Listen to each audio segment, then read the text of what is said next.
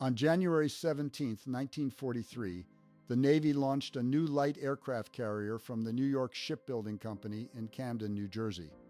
The ship was named Cowpens, after a small South Carolina town and the Revolutionary War battle fought there on the same date, 162 years earlier. The sponsor was Margaret Halsey Spruance, daughter of the famous Admiral William Bull Halsey, who broke a bottle of christening wine across the bow.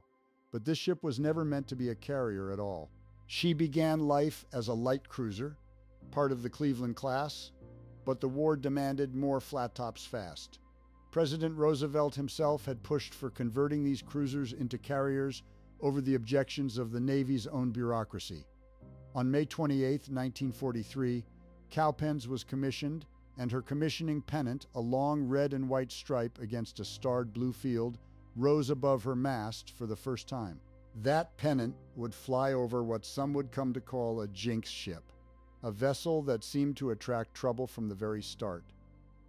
Just 2 months later, on July 12th, the Cowpens was making her way into Norfolk, Virginia, for a final shakedown cruise before heading to the Pacific. The day was warm and clear with the bay like glass, but the ship's inexperienced navigator had taken too few position fixes, and the officer of the deck failed to track the ship's drift. The starboard buoy marking the edge of the harbor's anti-submarine net disappeared under the flight deck overhang, and the cables quickly fouled the ship's outboard propeller. The Cowpens came to a dead stop, tangled in the net like a fish. Navy divers spent 3 days cutting her loose, and the propeller was so badly damaged it had to be replaced. Captain Robert P. McConnell, a survivor of the sinking of 2 ships in the Java Sea, received an official admonishment for failing to exercise proper foresight. The crew began to whisper about the Cowpens jinx, but McConnell, a steady and determined officer, was not about to let a piece of bad luck define his ship. On September 19, 1943, the USS Cowpens steamed into Pearl Harbor under a clear tropical morning sky. For the men lining the rails, the realities of war were impossible to ignore. The shattered hull of the battleship Arizona lay in her grave on the east side of Ford Island, her superstructure still twisted from the December 1941 attack. Bullet holes marked the hangars, and a tarry black stripe ran along the piers at the high tide mark, a reminder of the oil that had gushed from broken battleships. The crew had 6 days at anchor, and Captain McConnell released them for liberty in rotating shifts, eager to let the men blow off steam before heading into combat. Honolulu was nothing like the tropical paradise the men had seen in the movies. It was a crowded Navy town, packed with soldiers, sailors, and defense workers. More than half the city's 1940 population had been added by that winter. The famous Waikiki Beach was strung with double rows of barbed wire patrolled by sentries. On Hotel Street, the city's vice district, the men found a different kind of education, long lines for brothels, tattoo parlors, and bars that separated a sailor from his $50 monthly pay. One man wrote in his journal that he spent his liberty swimming instead, wanting to know how to swim well in case the ship was ever sunk. The task force sortied for Wake Island in the final days of September, and on the morning of October 5, 1943, the Cowpens came alive before dawn. In the pitch black, deckhands spotted the armed and fueled aircraft aft. The pilots climbed into their cockpits and went through pre-flight checks. The first plane off the deck was an F-6F Hellcat piloted by Ensign John Ogg, but he misjudged the edge of the flight deck in the darkness and tumbled over the port side, his aircraft crashing into the sea just forward of the elevator. Ogg freed himself from the sinking plane and was pulled from the water by a destroyer, but his Hellcat was lost, sinking out of sight within seconds. The rest of the strike fought through fog and chaos to reach Wake, where Japanese ground fire proved far more dangerous than expected. 2 more pilots simply vanished after takeoff, never seen again by their squadron mates, but the Cowpens also scored her first kills. Lieutenants George Bullard and Alfred Kerr teamed up to set a Japanese Zika flame, sending it spiraling into the ocean, while another pilot shot down a second. Air Group Commander Mark Grant was hit on a strafing run and ditched his Hellcat just offshore. He spent 3 days adrift in a life raft before the submarine skate surfaced alongside him. Grant had kept his dentures safe in one of his shoes, and when the rescue crew hauled him aboard, he quipped, "Dr. Livingstone, I presume?" The Cowpens returned to Oahu after the wake raid, and on the night of October 18th, McConnell took the ship out for night carrier qualifications off the south coast of Oahu. The exercises went smoothly through 2 cycles, but shortly after 2:15 a.m., the destroyer Abbott was moving into her plane guard position astern when her officer of the deck misjudged the timing. The Abbott turned to port instead of adjusting speed, and McConnell ordered right full rudder and sounded the collision alarm. The destroyer knifed into the Cowpen's starboard side, slashing through the hull from the main deck down to 7 feet below the waterline. The impact opened 3 compartments to the sea, and the Moo began to take on water. The collision flooded the chief petty officers and enlisted men's berthing compartments with 3 to 5 feet of water, and one sailor woke up to find his mattress soaked and his payday money floating around the compartment. Miraculously, no one aboard the Cowpens was killed, though 3 men died aboard the Abbott, crushed in their bunks. The Moo limped back to Pearl Harbor for 9 days of dry dock repairs. The crew was disgusted, first a submarine net in Norfolk, now this. The old jokes about the Cowpens Jinx began to circulate more loudly, and the sailors grumbled that with allies like the Abbott, the ship didn't need enemies. By mid-November 1943, the Cowpens was repaired and underway for the Gilbert Islands with the Carrier Task Force. Her role was primarily defensive, flying combat air patrol and anti-submarine sweeps while the big carriers struck Japanese bases. On December 4th, a wounded Hellcat from the Lexington attempted an emergency landing on the Cowpens. The pilot overshot, and his plane flipped upside down and plowed through an amidships gun blister. 4 men, including the ship's second-ranking Marine, were cut to pieces in the accident. Another 10 Marines and sailors were wounded. It was the ship's first combat losses among the crew. That same night, Japanese bombers attacked the task force for over 6 hours. Torpedoes passed astern of the Cowpens, and parachute flares illuminated the fleet. No strikes were taken, but the crew learned how close a miss could feel. By January 1944, the Cowpens had steamed to the Marshalls, supporting the invasion of Kwajalein and striking Eniwetok. The ship was no longer the laughingstock of the fleet. She was learning to fight. Ed Haley, flying his Hellcat in the fighter sweep, watched as 72 American fighters tore into the Japanese defenders above the atoll. The dogfight was, as one pilot put it, less a battle than a cloud of bees all trying to shoot the tail off each other. Below, the Moo's Avengers found their target, the light cruiser Naka, fleeing for the open sea. Bomb after bomb walked across her decks until she settled by the bow and went under, taking 240 of her crew with her. Every Cowpens plane returned safely that night, and the crew felt for the first time that they had become a fighting team. The sky above the fleet turned into a swirling free-for-all as American fighters tore into the incoming formations. The Cowpens pilots shot down 9 confirmed Japanese aircraft that day, including a pair of Jill torpedo bombers that Ensign Don McKinley and his wingman Fred Stieglitz caught low over the water. Stieglitz splashed one and called in the kill, then climbed away and was never seen again. Farther out, Ensign George Massenburg ditched his Hellcat 50 miles from the task force after his engine failed, and despite radioing his position, no rescue came. Admiral Harrell, cautious and indecisive, refused to authorize another search. Massenburg was never recovered. By the time the sun set on what pilots were already calling the Great Marianas Turkey Shoot, the fleet had destroyed more than 250 enemy aircraft.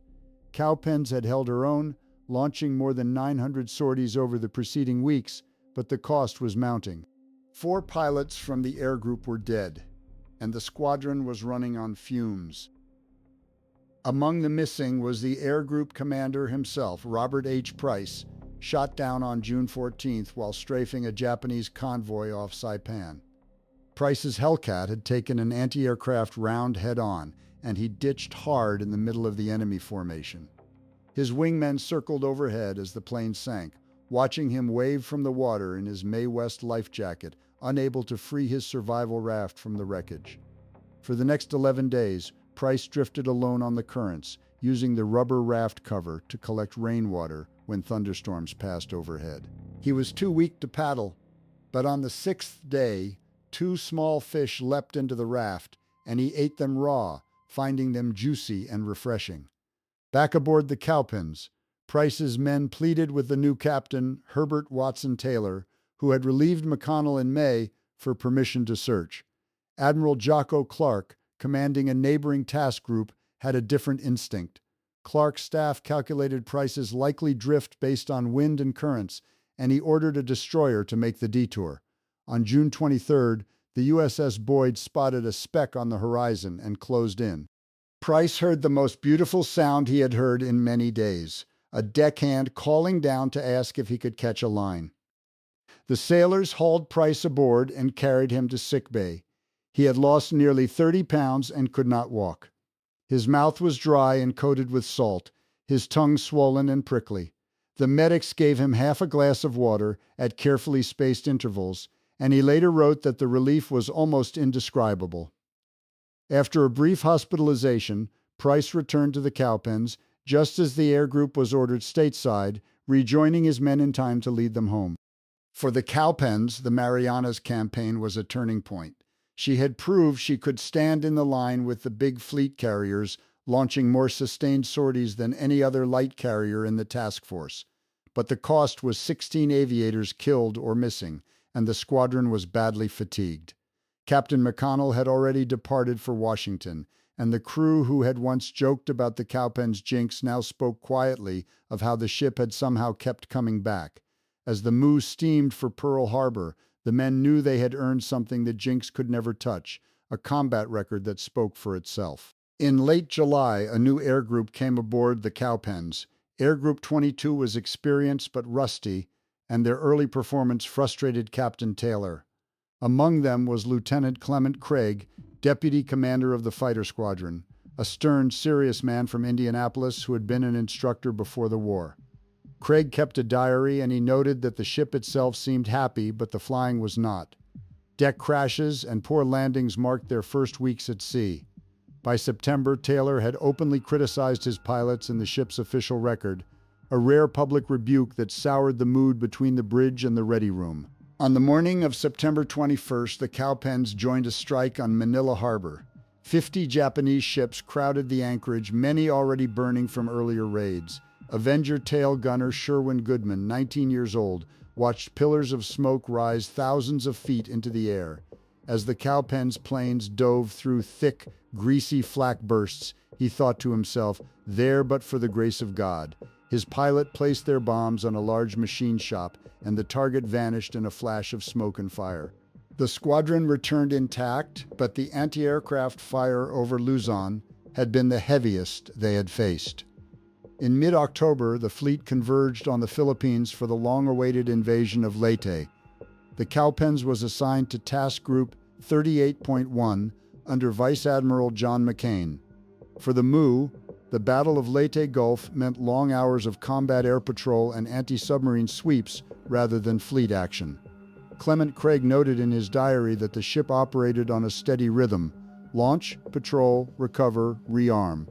The crew heard fragments of the great surface battles unfolding to the west, the Surigao Strait, the Samar Charge, but the Cowpens herself stayed on station, protecting the transports and supply ships that kept the invasion alive. The air group kept up a punishing tempo through early December. Craig and other pilots flew strikes against Japanese airfields on Luzon and Mindoro, facing ground fire that grew no less dangerous despite the enemy's weakening air force. Replacements arrived, but losses mounted. The ship's boilers, after months of hard steaming, grew unreliable. Top speed slipped below 30 knots. The engineers kept patching, knowing there was no time for a full overhaul. The war in the Philippines was not yet won. On December 17th, Task Force 38 steamed into a developing tropical depression east of the Philippines. The barometer dropped fast, but the fleet received no warning of a typhoon.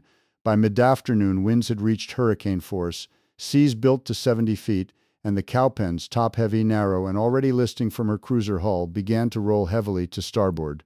Green water crashed over the flight deck below. In the hangar, aircraft broke loose from their chains and slid into the bulkheads. The starboard list increased past 20 degrees, and men braced for capsize. Captain Taylor ordered the crew to jettison loose aircraft and equipment topside. Fuel was shifted to port tanks to counter the list, and the helmsman worked to keep the bow before the breaking waves. For 18 hours, the little carrier fought for her life. When the storm finally passed on the morning of December 18th, 3 destroyers, Hull, Monaghan, and Spence, had gone down with almost 800 men. Aboard the Cowpens, 2 sailors were lost and the ship's potable water tanks had been fouled by seawater, but she was still afloat. The crew, exhausted and shaken, began repairs. The Mighty Moo had survived the worst storm the Pacific Fleet had ever encountered. In the cold darkness of January 1945, the Cowpens steamed west with Task Force 38 toward the South China Sea. The ship was still battered from Typhoon Cobra, her boilers unreliable, her water tanks fouled by seawater, 2 shipmates lost.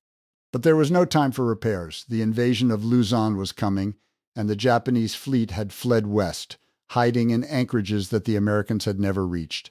Operation Gratitude pushed the task force through the Luzon Strait and into waters the Japanese had controlled since 1941. For the first time, American carrier aircraft struck the coast of French Indochina, sinking Japanese shipping and bombing airfields and fuel depots. Captain Taylor kept the Cowpens on station through aging machinery and tropical heat, and her pilots flew strike after strike against targets that had never seen a carrier plane before. On January 12th, the Cowpens launched raids against the coast of Cam Ranh Bay. Sherwin Goodman, the young Avenger tail gunner who had survived the typhoon, looked down at wrecked Japanese supply ships burning in the anchorage. For the men who had been aboard since Philadelphia, the raid felt like a measure of revenge, striking at the enemy's back door in waters the Japanese had assumed were safe. By mid-February, the task force had shifted north for the invasion of Iwo Jima. The island was a fortress of volcanic rock and tunnels, defended by 20,000 Japanese soldiers who fought from underground bunkers. The Cowpens launched her new Air Group 46, which flew missions against Japanese gun positions and provided combat air patrol over the invasion fleet. The pilots of Air Group 46 brought fresh energy and skill, and Captain Taylor noted their performance with approval. The new squadrons operated with far fewer accidents and far better results than their predecessors. The improved atmosphere aboard the ship reflected the group's professionalism as they proved themselves in the black volcanic ash over Iwo Jima. The battle dragged on for weeks, and the Cowpens stayed on station, launching sorties day after day to support the Marines fighting ashore. From the flight deck, the crew could see the column of smoke rising from Mount Suribachi, a constant reminder of the cost of the victory. When the island was finally declared secure in late March, the Cowpens turned west again, bound for the next objective. By late summer 1945, the war was clearly nearing its end. Atomic bombs had fallen on Hiroshima and Nagasaki. The Japanese government had agreed to surrender on August 27th. The Third Fleet steamed toward Tokyo Bay, and the Cowpens was among them. Captain Taylor received orders to enter the bay as part of the initial occupation force. On the morning of August 30th, 1945, the Cowpens passed through the narrow channel into Tokyo Bay. She was the first American aircraft carrier to cross that threshold. The crew lined the rails in their cleanest uniforms, watching the Japanese coastline slide past. Fishing boats bobbed in the harbor. The battleship Missouri loomed ahead, where the surrender would be signed in a few days. For the men who had been aboard since that first shakedown cruise in Philadelphia, the moment was almost impossible to believe. The Jinx ship, the vessel that had tangled in a submarine net and collided with a destroyer, was leading the fleet into the enemy's home port. The Mighty Moo had endured typhoons, enemy attacks, fatigue, and loss to reach this anchorage. Captain Taylor ordered the ship's commissioning pennant run up the mast, and it snapped in the wind over Tokyo Bay. When the war ended, the crew scattered to civilian life or new assignments. Craig left the Navy and returned to civilian life in Indianapolis. Price remained in the Navy after the war as a test pilot, eventually commanding an anti-submarine carrier and retiring as a rear admiral in 1966. McConnell retired to Coronado, California.